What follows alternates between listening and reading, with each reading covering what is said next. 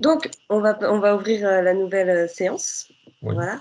Donc, cette nouvelle séance un petit peu particulière, parce que vous voyez que nous n'avons annoncé une intervention, mais une intervention qui sera faite à 3 voix, puisque nous allons avoir donc Julie Fouché, donc, qui est enseignante et responsable pédagogique du CEF, qui est le centre de langue de l'université d'Angers. Et nous allons aussi avoir la chance d'écouter 2 étudiants qui vont pouvoir apporter leur propre témoignage par rapport à leur activité, alors pardon, par rapport à leur présentation. Et donc le titre de leur intervention est donc Raconte-moi ta langue. Et nous allons, il me semble, dans un premier temps, écouter les étudiants. Voilà. Je vais C'est ça. faire un petit mot d'abord, si tu veux bien. C'est ça, oui, tout à fait. Et ensuite, par la suite, Julie, tu présenteras le projet qui est en cours. Voilà. Et donc, je te laisse la parole. Merci. Merci. Alors, bonjour à toutes et à tous. Donc, je suis donc Julie Fouché, responsable pédagogique du CEF. Et je suis ici pour vous présenter 2 projets qui ont été mis en place ce semestre au CEF en lien avec la francophonie. Et c'est un peu grâce à cette journée d'aujourd'hui ça nous a motivés finalement à faire des projets liés à la francophonie. Donc je vous remercie Maëva et Valentin parce que c'est le coup de pouce, en tout cas ce qui nous a donné envie de travailler sur ce thème. On l'avait déjà fait, mais là ça nous a motivés. Donc la francophonie, cette année, elle a été travaillée sous forme de 2 projets pédagogiques, deux cours. Donc, je vais vous présenter dans cette intervention les 2 projets qu'on a fait avec nos étudiants étrangers. Donc, le premier projet, en fait, on a ouvert ce semestre une option, un atelier sur la francophonie à destination des étudiants du DUEF, donc du diplôme universitaire d'études françaises, de niveau donc B1, B2. Et donc, sur cette option, donc l'enseignante ne pouvait pas être présente, c'est Madame Thomas qui assure cette option. Et elle a travaillé avec les étudiants pour travailler sur le thème de la francophonie, pour travailler plusieurs objectifs, donc de découvrir la francophonie et ses acteurs, apprendre le français à partir d'œuvres francophones, travailler sur des expressions idiomatiques, participer donc à la fête de la francophonie à travers aussi les 10 mois 10 mots. Et elle a travaillé, c'est en cours en fait, elle est en train de faire un projet avec ses étudiants en partenariat avec l'Université nationale du Laos. Voilà. Alors, ce que je vous propose, c'est d'écouter nos 2 étudiants témoins qui représentent le groupe de cette option. Donc, bienvenue Sachine et Carla. Merci, madame. Voilà. Merci, Donc, merci. Sachine et Carla, ils vont témoigner de ce qu'ils ont appris dans ce cours-là. Je vais leur poser plusieurs questions et voilà, ça va être plus facile pour eux en leur posant des questions. Oui. Alors, est-ce que vous pouvez nous dire ce que vous avez appris dans ce cours jusqu'à maintenant? Alors, le cours n'est pas terminé, mais vous avez eu 4 cours pour la francophonie. Qu'est-ce que vous avez appris? Bonjour tout le monde, merci madame pour présenter devant vous tout le projet. Oui, on a appris qu'est-ce que c'est la francophonie, ça veut dire c'est quoi entre la différence de la francophonie majuscule avec l'F et minuscule avec F, c'est quoi l'organisation internationale de la francophonie, qu'est-ce qu'on doit faire, c'est qui est la francophonie, il y a combien de pays de la francophonie, c'est quoi ça veut dire il y a combien de meilleurs, ça veut dire on a appris que l'Afrique c'est le meilleur quotidien qui habitant la francophonie et voilà. Ok. Oui. Carla, vous voulez compléter? Oui, on a appris aussi que l'émission de l'organisation francophone, ça sert pourquoi on a pris le lieu qui a la fête de francophonie. Et oui. D'accord. Alors, est-ce que vous pouvez nous parler du projet avec le Laos? Oui, le projet de Laos, c'est Le but de ce projet est de partager des témoignages. Il y a deux projets. Le premier projet, c'est de faire de parler de dangers, de parler de self, de parler de cours, qui a le self, pour connaître un peu qu'est-ce qu'on fait, qu'est-ce qu'on a appris, quels les objectifs, les missions de ces cours et qu'est-ce que la mission aussi de self. On se trouve tout ça. Et aussi, il y a d'autres projets comme connaître Angers, connaître un peu de la culture d'Angers en France aussi, par bien les étudiants connaître un peu la culture de francophonie.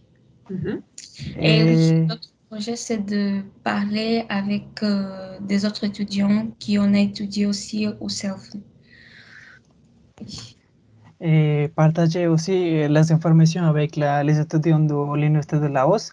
Ça veut dire ce qu'on a fait dans le projet, et qu'est-ce qu'on a fait dans la ville d'Angers, notre famille et tout. On partage, on discute pour connaître la culture de Laos aussi. On a fait un autre projet aussi. On doit choisir un projet, on doit choisir un pays qui est connecté avec la francophonie. On doit expliquer comment il était connecté avec la francophonie, il y a combien, c'est quoi la culture de ce pays. Il faut qu'expliquer devant notre camarade, aussi partager un peu d'informations avec les étudiants de Laos, Université de Laos. Oui. D'accord. Donc, c'est un projet qui est en cours. En fait, il y a plusieurs étapes. Là, la première étape, c'était que chaque université présente donc leur centre d'apprentissage, leur ville et Aussi, l'Université d'Angers. et l'université d'Angers. Voilà. Oui. Donc là, c'est la première étape. Ensuite, il va y avoir des binômes et des classes, des correspondances entre étudiants, plus spécifiquement. Oui. Voilà. Et ensuite, peut-être un cours à distance en commun, je crois. Oui, c'est ça. Voilà. Et là, il y aura une autre étape, mais vous ne le savez pas encore, les étudiants, ce sera de travailler avec les 10 mois 10 mots qui sont autour du thème de l'air cette année. Donc ça fera partie aussi de cette option, enfin des objectifs, des activités. Oui. Voilà. Oui. Et est-ce que vous pouvez nous dire ce que ça vous apporte de travailler sur la francophonie? Ça veut dire, avant quand je venais en France, je sais pas, il y a combien, en fait, j'ai rencontré ici, il y a presque 300 millions de gens qui parlent français. Il y a presque 88 pays qui parlent français, en fait. Je pensais après, donc j'ai 88 options de travailler dans... oui, c'est ça. Je suis très content, en fait. Si je ne trouve pas quelque chose ici en France, en fait, je voudrais devenir un cuisinier. Je peux connaître quelque chose de nouveau, en fait. Quand je voyage, je mange quelque chose, je trouve quelque chose. J'adore ça. C'est ça que j'ai appris bien, en fait. Oui, ça m'aide beaucoup pour mes futurs projets. Donc, je suis très content d'avoir cette francophonie dans notre nouveau B12, oui. Ok. Et Carla? Oui, l'atelier de francophonie, c'est important pour nous parce qu'on peut apprendre, on peut connaître des pays qui sont francophones parce qu'il y a des pays qui sont francophones et nous ne savons pas que ce sont des pays francophones. Aussi de connaître la culture, il y a aussi des mots spécifiques que seulement les personnes qui parlent français connaissent, les francophones connaissent les mots et nous pouvons apprendre ces mots et oui, connaître beaucoup de choses sur la francophonie. Ok, très bien. Merci. Alors, Carla et Sachine vont devoir repartir parce qu'ils ont un autre cours. Alors, si vous voulez leur poser une question, c'est peut-être maintenant de profiter qu'ils soient encore là. Est-ce qu'il y a des questions supplémentaires ou on les laisse partir? Maëva?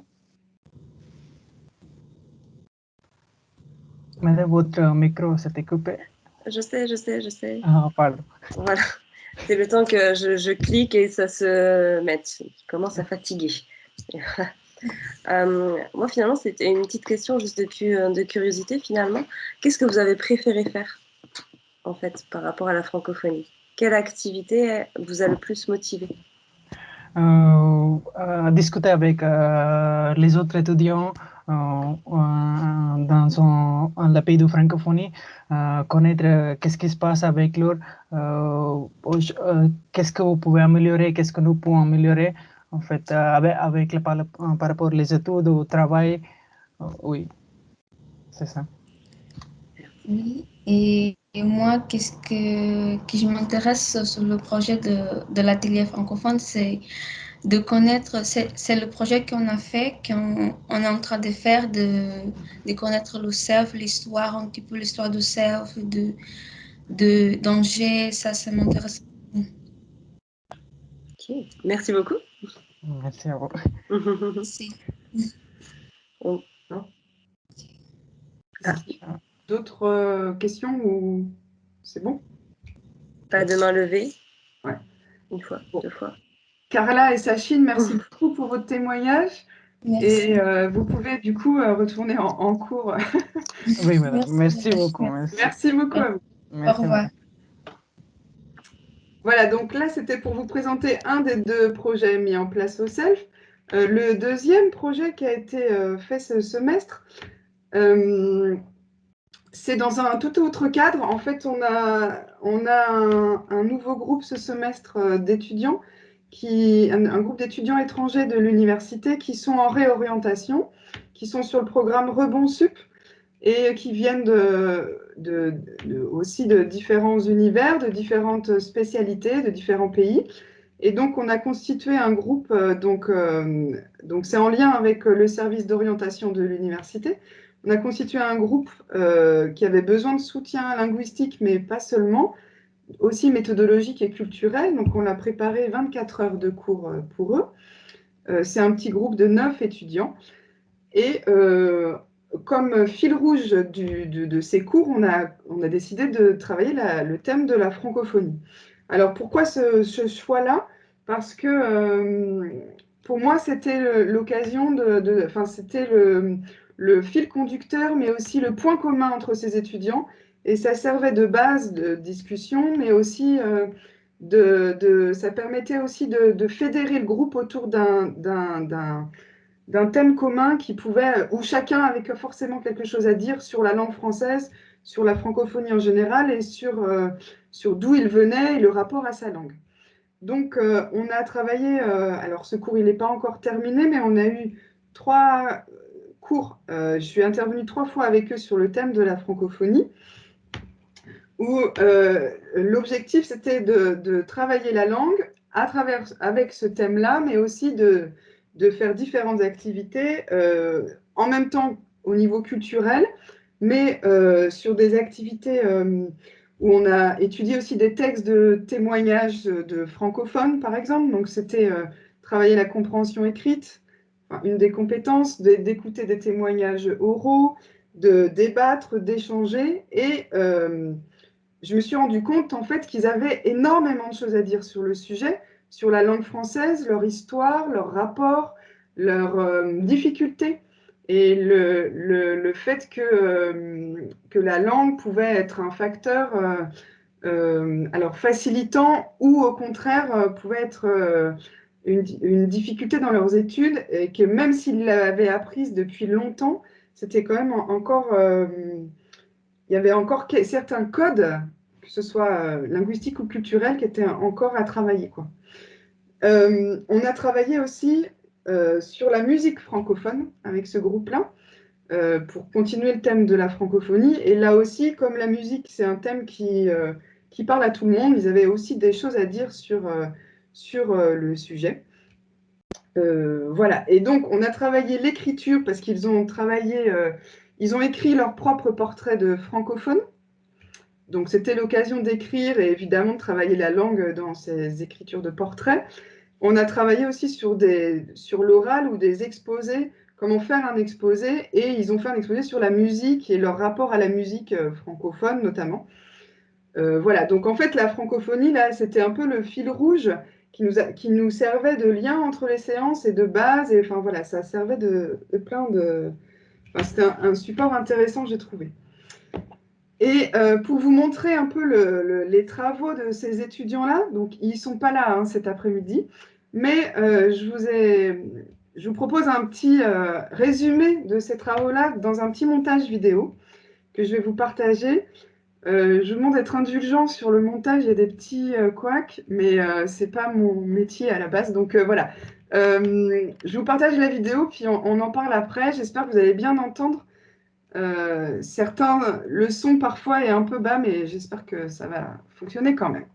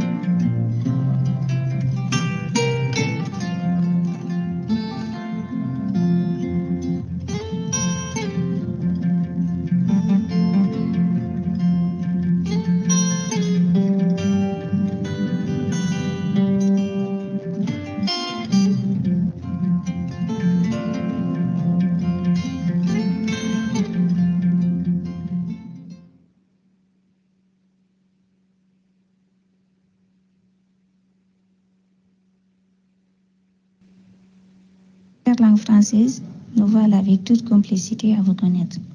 Une langue qui est aussi compliquée. Depuis notre toute première classe, on vous apprend, mais on n'arrive surtout pas à vous maîtriser. Chère langue française, vous êtes si élégante et poétique que vous dompter semble impossible. D'innombrables grands hommes ont essayé, mais aucun n'a su vous surpasser. Vous êtes pour les langues ce que Zeus est pour la mythologie. Chère langue française, je voudrais que tu saches que je suis amoureuse de toi depuis que j'étais en 7e année, alors que je ne savais même pas comment te séduire. Chère langue française, je voudrais aussi que tu saches que j'ai la conviction que tu m'appartiendras un jour. Oh ma chère langue, tu as une belle voix, mais tes accents me fatiguent, ainsi que tes articulations.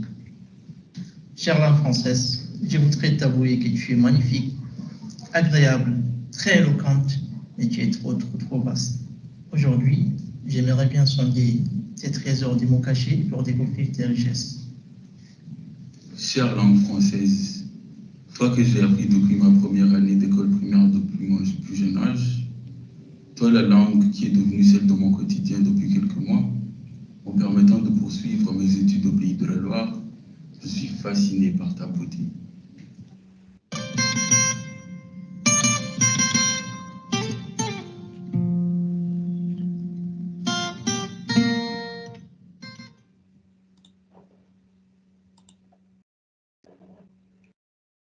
Voilà, alors c'est un peu rapide quelquefois pour lire, je peux vous le partager si vous le souhaitez.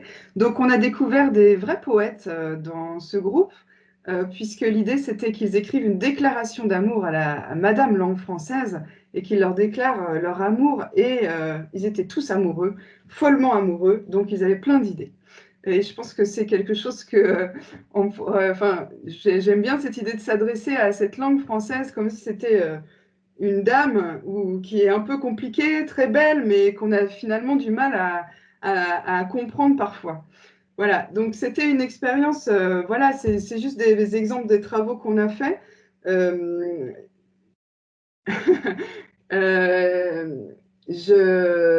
J'aimerais, mais le temps est passé, il ne reste qu'une séance avec eux.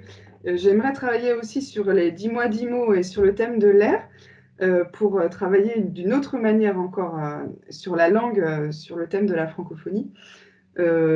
On verra si j'arrive au bout de ce projet.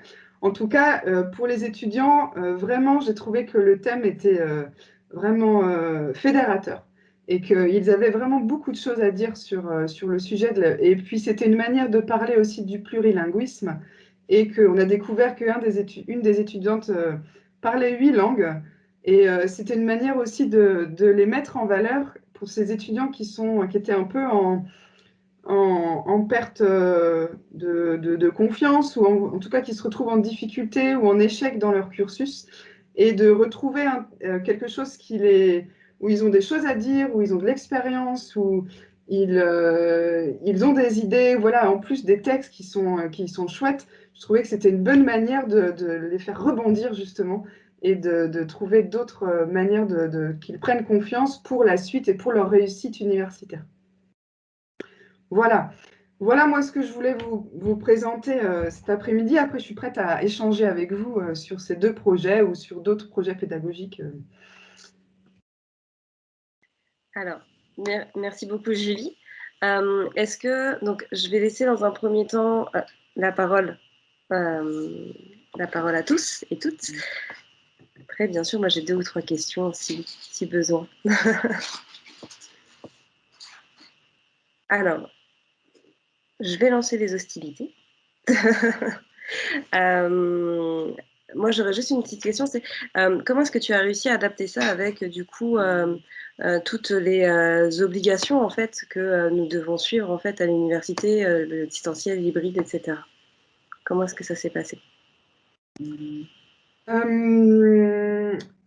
Sur le premier atelier francophonie, en fait, c'est un atelier qui se passe il y a un cours une semaine en présentiel et l'autre cours à distance. Donc l'enseignante, elle s'adapte, elle adapte ses activités si elle est en distance ou en présentiel. Après, l'hybridation et la distance permet aussi de faire d'autres choses, je trouve. Ça. Et notamment les visios, ça facilite certains échanges aussi, notamment avec le Laos ou autres. Et ça, c'est plutôt bien. Après, tout ce qui est travail de l'oral ou projet de groupe, c'est quelquefois plus facile en présentiel. Ouais. Et sur le deuxième, sur Rebonsup, on est seulement en présentiel. D'accord. D'accord. Et du coup, est-ce qu'avec cette espèce de prise de parole autour de cette grande dame, comme disait Valentin dans les commentaires, de cette grande dame, est-ce que tu as pu voir des étudiants donc, s'ouvrir par rapport à ça, se décomplexer, comme tu l'as rapidement dit Ah, j'ai été étonnée parce que cette activité, on l'a faite... En fait, je les ai lancés sur cette activité et ils avaient plein d'idées. En fait, ils avaient vraiment... et j'aimerais même aller plus loin parce qu'ils pourraient écrire, je pense, des plus grands poèmes encore sur cette grande dame. Et même dans leur manière de formuler, certains avaient déjà des expressions très littéraires, poétiques. Et j'ai trouvé que c'était... je pense que je la referais, cette activité, d'une autre manière, pour aller plus loin. Et du coup, l'activité, est-ce que tu peux nous en parler un petit peu plus de l'activité qui va se dérouler avec le Laos, pour le coup? Alors là, c'est en cours. Bon, le temps que la relation se fasse, en fait, c'est ma collègue qui a déjà travaillé là-bas, qui a un contact sur place. Le projet, il va se faire en plusieurs étapes. Donc, ils vont présenter donc leur environnement, comme ils vous ont dit, être en contact avec les étudiants laotiens. Et ensuite, en petit groupe, ils vont travailler sur une expression française, idiomatique, et sur les 10 mois d'IMO.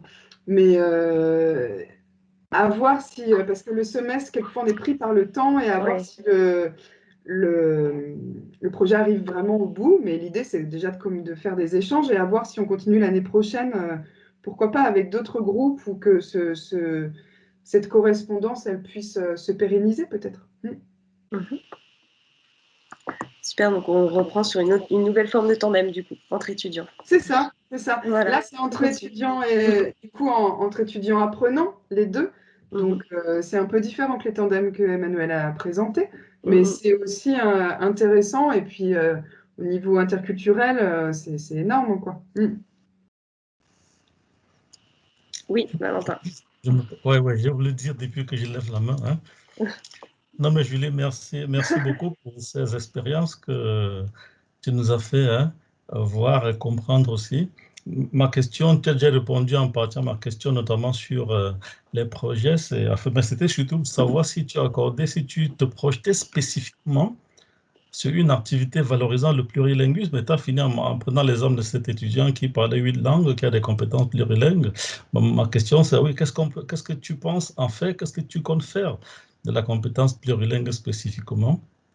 Mais c'est vrai que c'est quelque chose, nous, dans les cours de FLE, qu'on ne prend pas forcément beaucoup en compte, je trouve, dans l'apprentissage, l'enseignement. On est vite fixé sur la langue française, mais dans les présentations ou dans la mise en valeur des étudiants, je pense qu'on ne le prend pas assez en compte. Oui. C'est quelque chose peut-être qui va changer mon regard ou qui va changer ma manière de travailler. Dans la relation, peut-être plus mettre en valeur ces différentes langues qu'il y a dans un groupe, quoi. Ok, merci. Alors, sur la durée du projet, avec le Laos, là, c'est pour le semestre, parce que c'est la première fois qu'on le met en place, mais à voir si on le pérennise l'année prochaine. Parce que des fois, c'est plus facile quand ça a été fait une fois, de le refaire quand les contacts sont déjà pris, quoi. Oui. Alors, une question de Myriam. Je viens juste de voir la main se lever. Je ne sais pas depuis combien de temps. Tout va bien. Merci beaucoup. Merci pour cette présentation. C'est vraiment enthousiasmant. Et j'ai, dans la foulée de Valentin, aussi une question. Je ne sais pas si valorisation est le meilleur terme, mais c'est celui qui me vient. Comment est-ce qu'on peut aussi valoriser du point de vue la recherche ce genre d'expérience?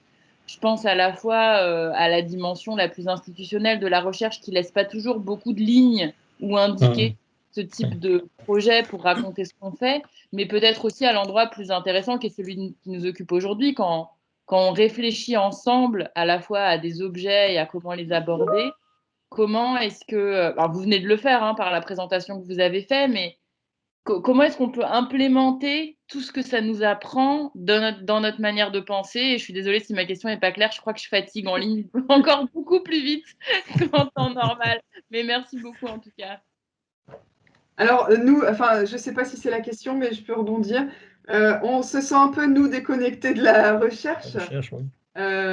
Si, avec la filière, mais là, justement, cette journée-là, elle est aussi l'occasion d'échanger et de faire le lien. Je ne sais pas quel lien, comment on peut plus faire des allers-retours. Je suis persuadée que ce n'est pas du tout déconnecté, mais que peut-être on est mal entraîné à saisir à quel endroit ça va faire. Et c'est un beau défi, en fait, je trouve.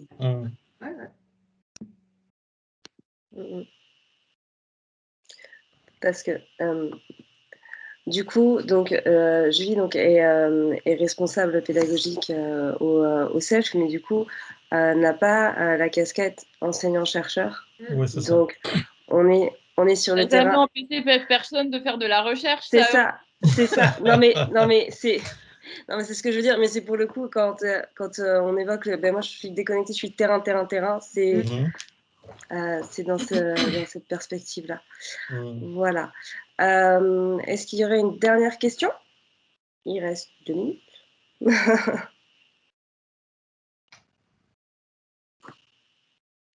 Non, alors moi je sais que j'ai un petit décalage avec mon ordinateur, donc si jamais vous voyez une main se lever que je ne vois pas, n'hésitez pas.